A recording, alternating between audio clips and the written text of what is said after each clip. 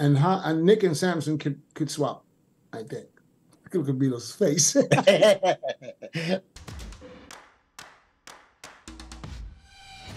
What's up guys and welcome. You are watching Fuzzy Fitness. Let's start this video with Regan Grimes. This picture was posted by Milos on his story. And yes, that might be taken in the best possible lighting. But I have never seen Regan in this kind of condition ever before during his career.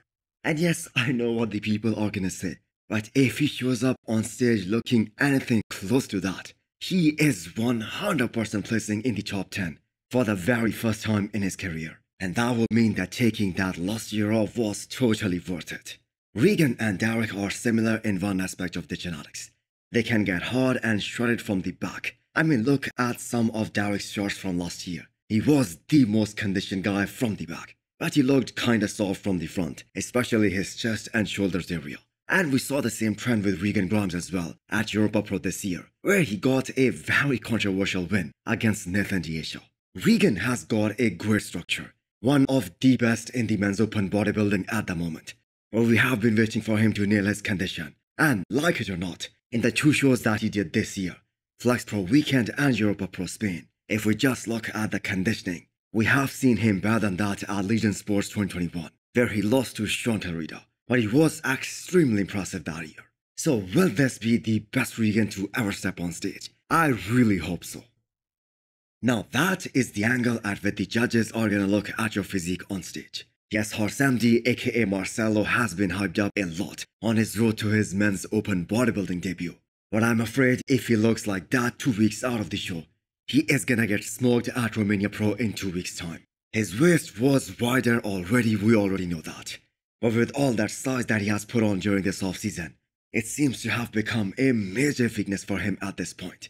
On top of that, it seems like he hasn't been able to grow his lats, and that is what's making his V-taper very mediocre at the moment.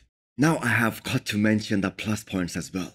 He has made some tremendous improvements in the size department, especially his legs and his back. His legs are looking massive right now, which is definitely a plus point.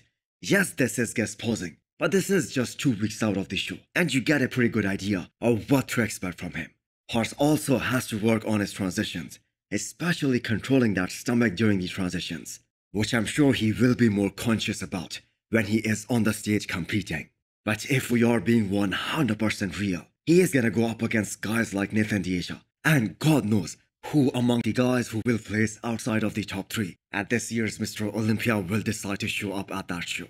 Now, for all the people who are commenting that he should have stayed in classic physique, guys, he tried to do that and he failed to make the weight. So open is the only way forward now. Still send it. You can still send it.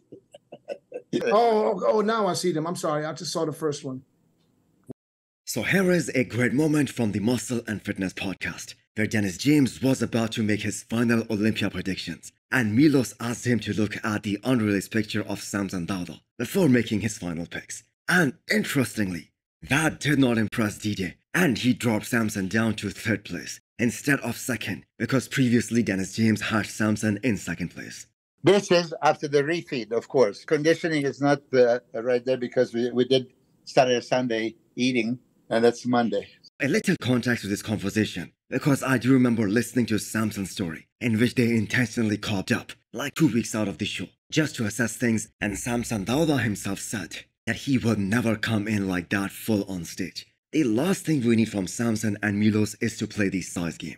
Big Ramy isn't there this year. He isn't the champion anymore. No matter how dry and ripped Samson comes in at this year's Mr. Olympia, I'm sure he is gonna be the biggest guy on the stage. And I'm sure they are basing this entire strategy based off the feedback given to them when Samson went to Jim and Tyler Mannion to get honest criticism. And that feedback was, be better than the Arnold Classic in every aspect.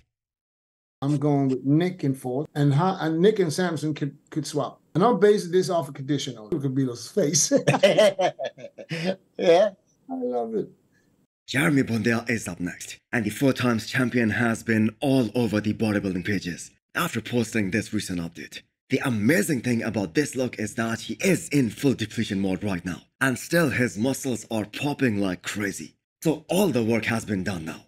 Now it's up to his coach to draw him out, as well as fill him up nicely. And he really needs to be fuller, considering he had a packed year back in 2018. And if his chest isn't really full, it could be distracting on stage. There are comparisons being made with his current physique versus 2017, which was the pinnacle of his career. Also arguably the best men's physique to ever step on the men's physique stage. And the man looks extremely impressive in the recent ones. But that is bodybuilding. So many guys go through their entire career trying to figure out how to bring that few days out, all pumped up look to the stage. And that rarely happens. So it is a tricky sport after all. So hit the thumbs up button if you liked the video, and smash the subscribe button if you wanna come back for more. Thanks for watching.